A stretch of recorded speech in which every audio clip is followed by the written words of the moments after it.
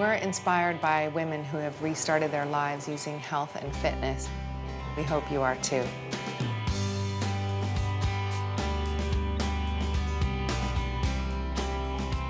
I'm Gwyneth Paltrow. And I'm Tracy Anderson. This is the Restart Project. Hi. Hi. I'm Katie. Hi, I'm Kitty. Nice to meet you. Nice to meet you. Katie's story is about finding the internal strength at a very young age to overcome a disease that cripples many of the people who have it. So I'm going to set a little contemporary piece that I think will really showcase you and challenge you. All right. Okay? As a kid, all I wanted to do was be a ballerina. I was always in dance recitals right in the front because I just loved it so much. It was just my whole life. And then when I was 14, I had an episode where my elbow swelled up and I couldn't bend my joints. I wasn't even dancing, I just reached for something. What did that mean for you as a woman who was active and a dancer? What were your feelings? It was scary because it just started in my elbow. It was just like, ow, I can't move my elbow. And then it moved to the other elbow, and then it moved to my fingers, and then it started moving all over my whole body, and it progressively just got worse and worse and worse until I was at the point where like I couldn't do anything. So of course my mom's like, okay, we're on this. We went from doctor to doctor to doctor, acupuncture, detoxes. I tried everything. Nobody could figure out what's going on. I went undiagnosed for 2 years. And over those 2 years, I was just getting worse and worse. My hands were like claws. I couldn't turn my head. I couldn't drive. I couldn't brush my hair. I couldn't do anything because my body was immobile. I would go to dance class and I would just watch. You want something so bad and it's literally right in front of your face and you can't have it. And I was just a teenager, so I couldn't understand why this was happening to me. Up! Longer, longer, longer.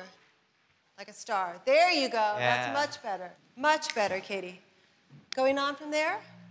5, 6, 7. Finally, this last rheumatologist that I went to, he was like, I don't know why people haven't been able to diagnose you. You have rheumatoid arthritis.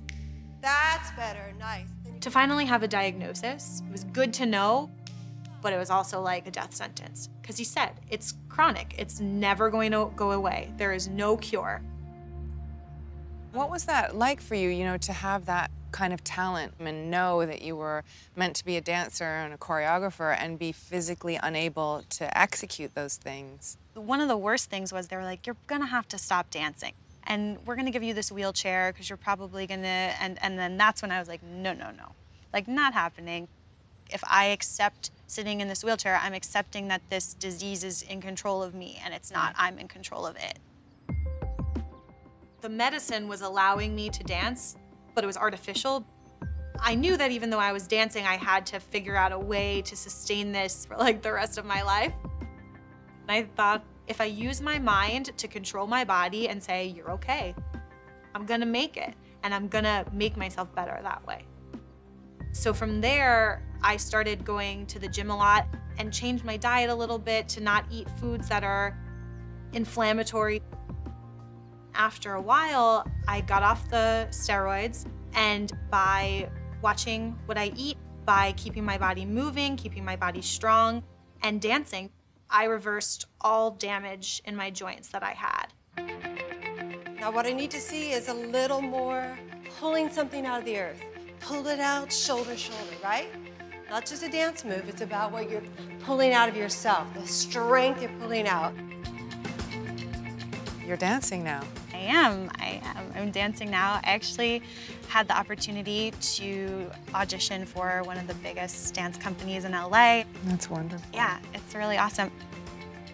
And it's incredibly powerful to move out of a victim mentality into a place of empowerment and being able to share your triumph with other people, and that it's very healing to be able to, move from that consciousness to the other. I never went in the wheelchair. I never used it because I knew that this was how I was gonna live my life. I was gonna show everyone, you don't have to accept a death sentence. I think in a crazy way, dancing saved my life.